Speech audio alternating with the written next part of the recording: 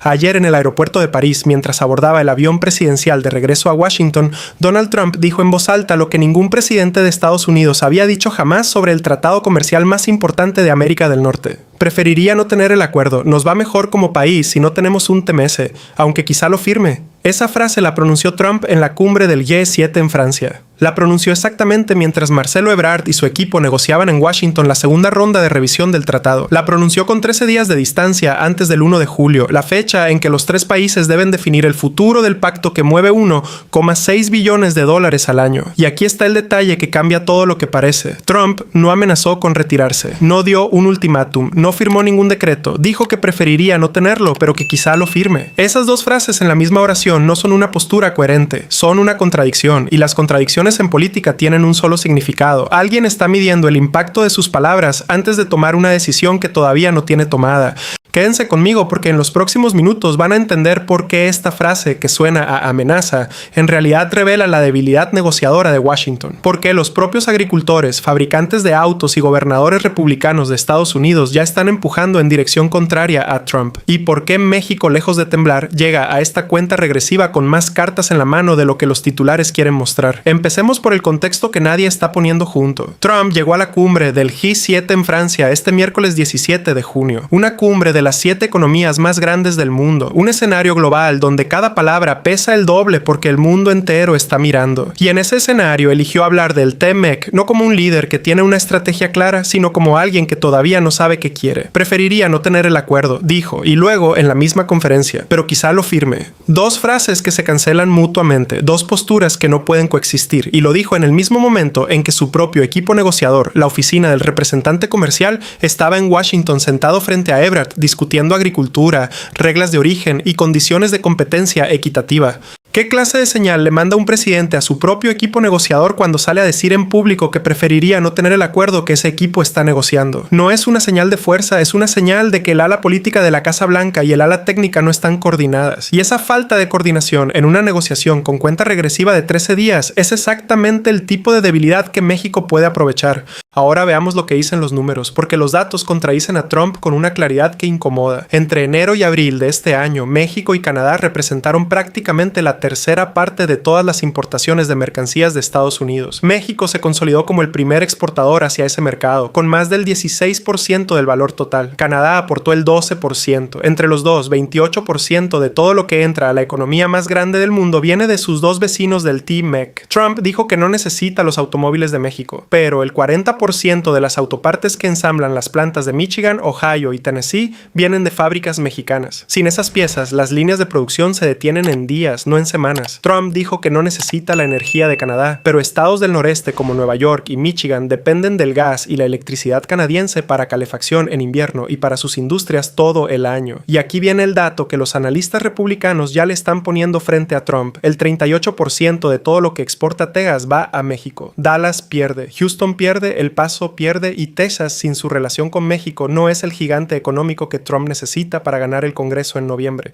Por eso esta semana la reacción no vino de México ni de Canadá, vino desde adentro de Estados Unidos. Los grupos agrícolas de Iowa, Indiana, Nebraska y Kansas ya enviaron comunicados formales instando a Trump a renovar el TMEC por 16 años con acceso libre de aranceles para sus productos. Los fabricantes de automóviles de Detroit están presionando en la misma dirección. General Motors, Ford y Stellantis no quieren incertidumbre, quieren certeza, quieren saber que las cadenas de suministro que construyeron durante 3 décadas van a seguir funcionando. Ebrard lo entendió desde el lunes y lo dijo sin eufemismos antes de viajar a Washington. Esta negociación nos va a costar trabajo. La primera ronda cerró sin acuerdos concretos. La segunda incorporó los temas más espinosos, agricultura y condiciones de competencia equitativa. Y la tercera, programada para la semana del 20 de julio en Ciudad de México, será la que defina si hay acuerdo o si el TMEC entra en el ciclo de revisiones anuales. Pero Ebrard también fue claro en algo que la mayoría de los medios no está subrayando. El 1 de julio no es el fin del mundo, no es un precipicio, es la fecha en que comienza formalmente la revisión conjunta,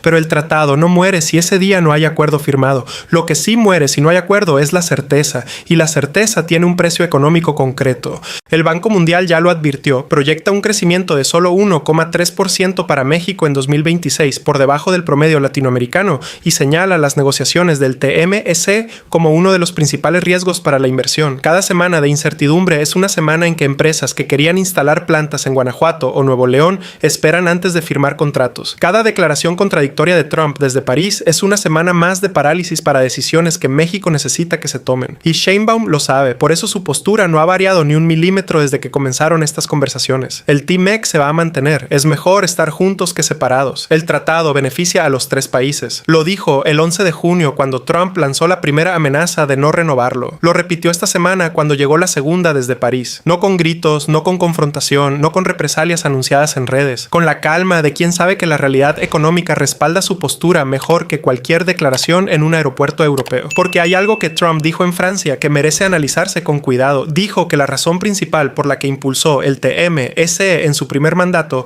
fue porque el TLCAN no tenía cláusula de salida. Eso es confesión en voz alta. Trump no construyó el TMEC para beneficiar a América del Norte. Lo construyó para tener un mecanismo de presión, un arma de negociación disfrazada de tratado comercial. Y ahora, 6 años después, ese mecanismo se está usando en su contra. Porque la cláusula de revisión que él mismo insistió en incluir es la que le da a México y a Canadá la oportunidad de sentarse a negociar como iguales, con tiempo, con datos y con posición propia, en lugar de aceptar lo que Washington dicte por decreto. Eso es exactamente lo que está ocurriendo en esta cuenta regresiva de 13 días. Y mientras Trump habla de no querer el acuerdo desde un palacio en Versalles, en Washington la delegación mexicana sigue trabajando. Mesa por mesa, tema por tema, acero, aluminio, automotriz, agricultura, competencia equitativa, sin abandonar la mesa, sin responder con provocaciones, sin ceder en lo que no se puede ceder. Porque México tiene algo en esta negociación que París no puede quitarle con una frase. Tiene la realidad de su economía, tiene el récord de inversión extranjera directa del primer trimestre, tiene el acuerdo global modernizado con la Unión Europea ya firmado, tiene el CEPTPP activo, tiene una presidenta que no negocia la soberanía alimentaria en ninguna mesa ni bajo ninguna presión. La pregunta que queda sobre la mesa no es si México puede sobrevivir sin el TMEC. Esa es la pregunta equivocada. La pregunta correcta es la que ya se están haciendo los empresarios de Texas,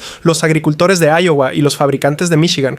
¿Puede Estados Unidos sostener su propia economía si destruye la integración comercial que lleva 3 décadas construyendo? La respuesta que ellos mismos están enviando a la Casa Blanca esta semana, con cartas, con declaraciones y con presión política real, es la misma que los números revelan sin necesidad de discursos.